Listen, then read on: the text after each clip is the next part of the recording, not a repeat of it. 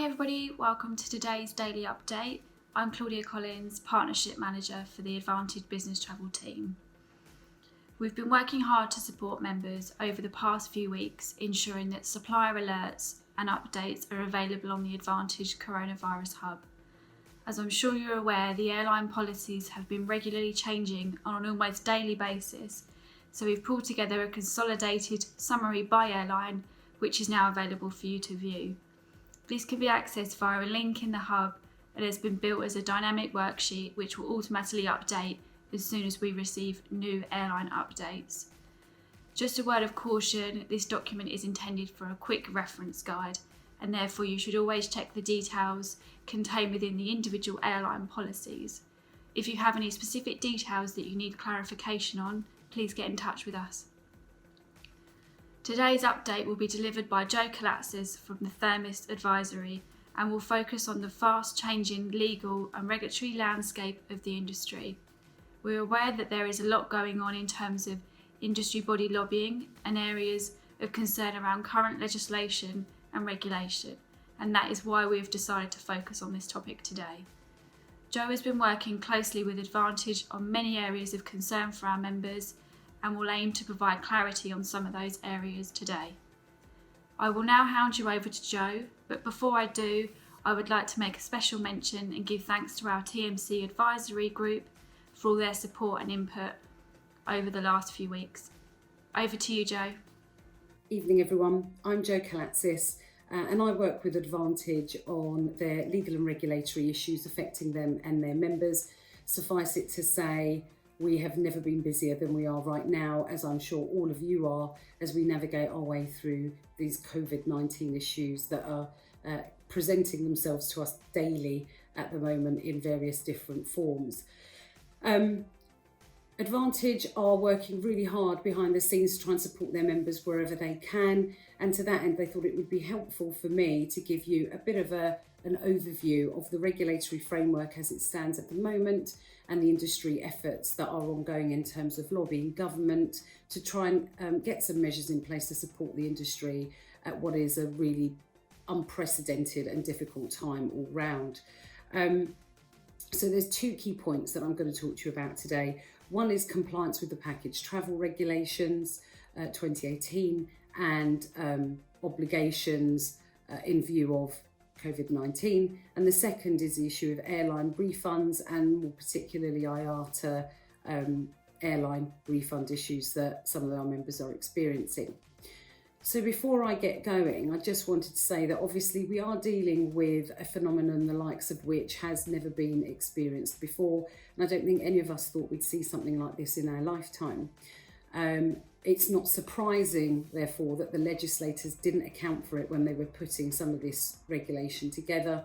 And so we're kind of stuck with the landscape that we have to work with, but what we're trying to do is find a way to ease the pressure for the industry on a large scale level. So the main thing that I'm going to be speaking to you about obviously is the PTRs, because that is probably the largest issue affecting our members at the moment, and primarily the leisure sector, of course. So as the world went into lockdown day by day, country by country, it was obvious that we were going to incur greater issues in complying with consumer obligations under the PTRs, simply because we had no choices left to offer anybody. There were no alternatives. The regulations weren't really built for this. It's fine when it's a single country affected by a specific issue, but when we're looking at literally a global pandemic and every country closing its doors, closing its borders, imposing far-reaching travel restrictions, there's very little we could do at an industry level. Obviously, the PTR's obligations kicked in because we were unable to provide those holidays for unavoidable and extraordinary circumstances that prevented us from doing so. And in that case, the consumer is supposed to be offered either an alternative, which they can choose to accept or not, or a refund within 14 days of the date of cancellation. So I should also say that at the beginning of all of this, we were looking primarily at imminent dates of travel, so those immediately due to go.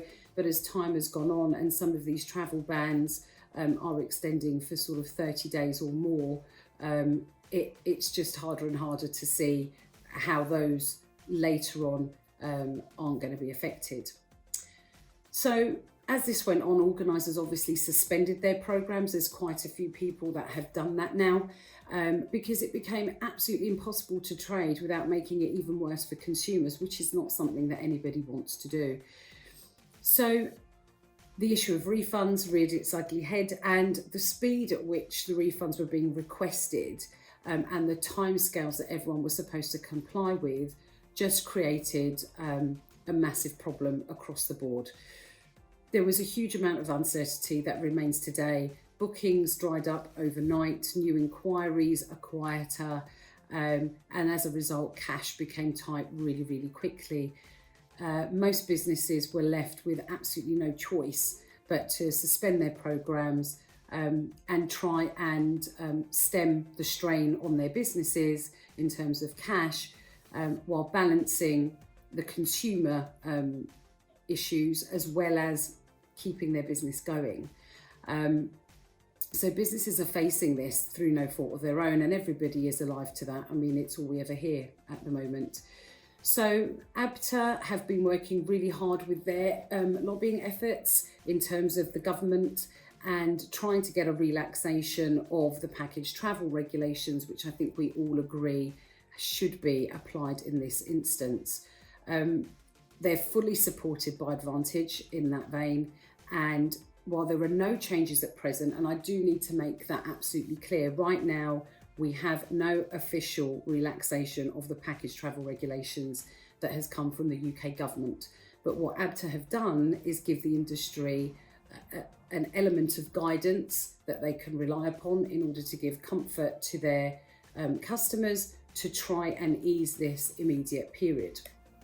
So for those of you that aren't aware, what that guidance does, and it was issued on the 20th of March, is give an element of comfort, as I said, that if those measures are followed, you will be able to offer solutions to customers that are still financially protected, and that's got to be the key, really. So what this does is it extends Apter's scheme of protection to refund credit notes, not vouchers, that are issued as a result of the cancellation of arrangements as a result of COVID-19.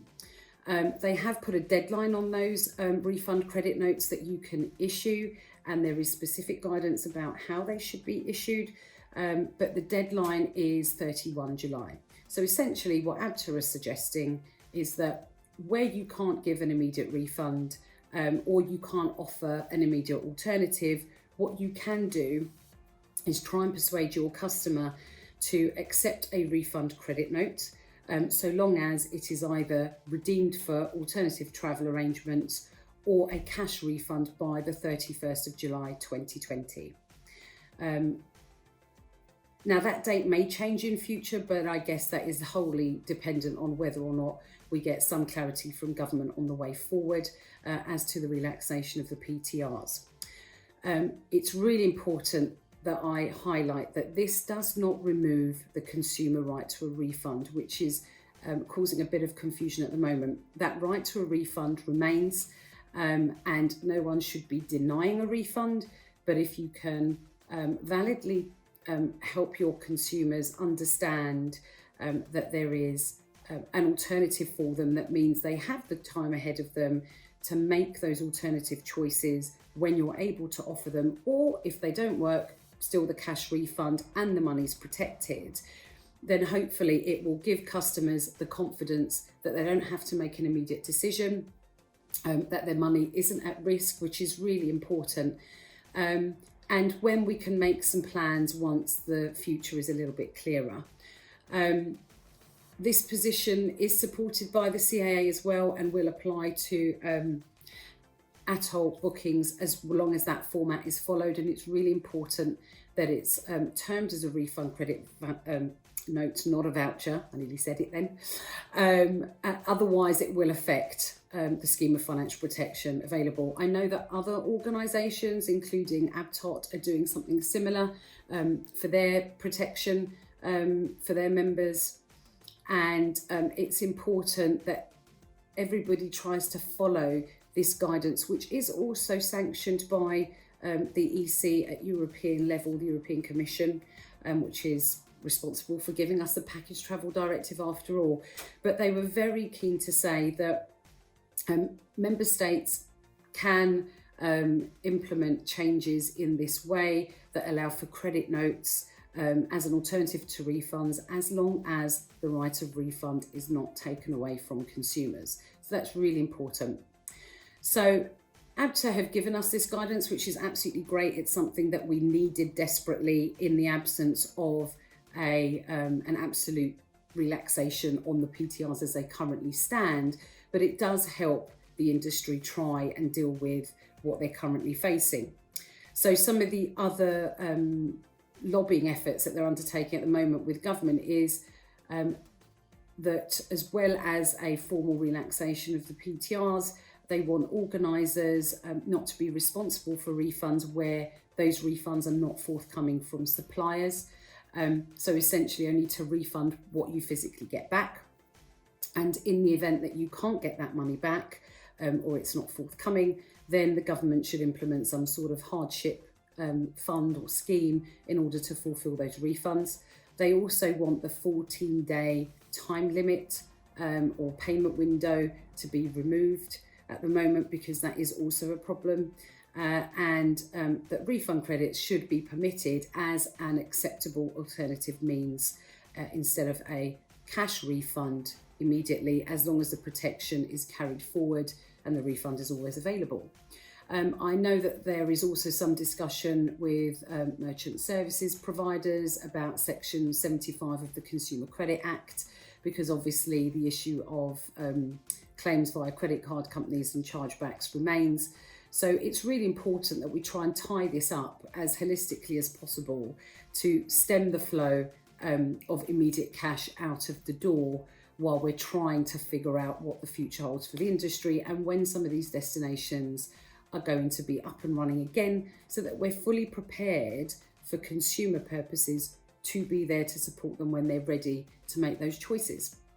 I think we all agree that it won't benefit the consumer at all if none of these businesses survive this really unprecedented event, and we are all in uncharted territory. So it's really important that we keep the lines of communication open with consumers, because the longer this goes on, the more that confidence wanes, and we don't want to be seen as an industry that is withholding consumer monies, and certainly not at odds with what the industry guidance is telling us at large. So Advantage is fully supportive of what Apter is doing at the moment. Apter have also recommended that everyone write to their local MP, and there is a template letter on their website. Apter have tried to make it as easy as they can for everybody.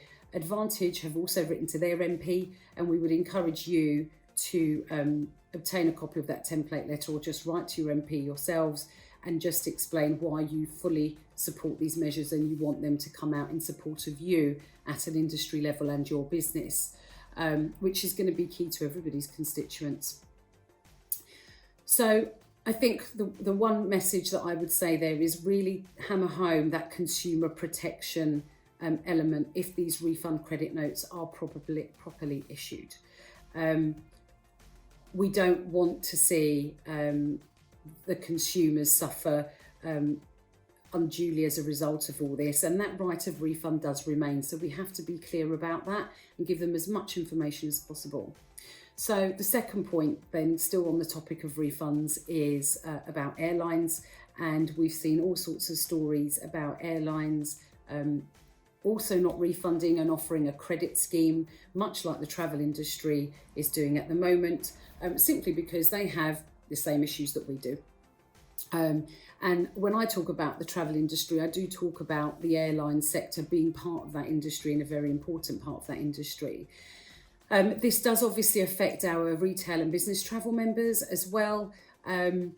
We are looking at a specific form of regulation for airlines, which is EC Regulation 261, which does provide for cancellations and refunds in the event that an airline does cancel a specific route in certain circumstances.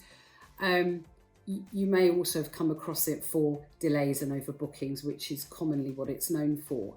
But right now, we are seeing a number of airlines that are technically in breach of the regulation because they're not forthcoming with the refunds, but they are offering credit notes as well, much the same as the industry doing. The CAA and the EC have put some guidance up on their websites at the moment just to try and confirm what the obligations are under the regulation. So we are in a very similar position because the airlines are also seeking a moratorium or a delay to the application of 261 for COVID-19 issues. They have successfully relaxed the rules on slots, which means that they don't now have to fly 80% of their slots for risk of losing them. So there is evidence there that the EC is trying to work with the aviation community to try and ease some of this pressure. But the issue of consumer protection is always going to be a trickier one in terms of refunds and what they're due to do and when they're due to do it. The problem is we really are in the same boat, and I can't emphasise that enough. So we've also heard some stories about GDS refund capabilities being suspended in the system by airlines, so that what's happening is agents, and certainly is the case with some of our agents, are trying to log onto their systems, action these refunds, and then are unable to do so where they've got consumers and corporate travel travellers trying to access their refunds and are able to do it because they don't physically have the cash to give them back. So this also affects packages, obviously, where airlines are similarly not giving refunds. Some are, some aren't. It's just a case of everybody is kind of stuck in a bit of a vicious circle at the moment and trying to find a way out that works for everybody and doesn't leave the consumer wanting. So Advantage have been in discussions with IATA about this and trying to work with them to give as much information to members as they possibly can, and also other airline members about their refund policies, so that we can continue to communicate what they are to you as best as we can and help you work your way through them. Obviously, there's not an awful lot that anyone can do in terms of specific commercial deals or commercial terms and conditions that the airlines apply, but what we can do is try and help them find a way through it all that benefits the consumer and our members as much as we can. So we're stuck with a couple of conflicting and overlapping regimes, I think is the point here. The industry's paralysed by all of this, so everybody is trying to hold on to their cash, because if they don't, the businesses will fail a lot quicker than anybody anticipated.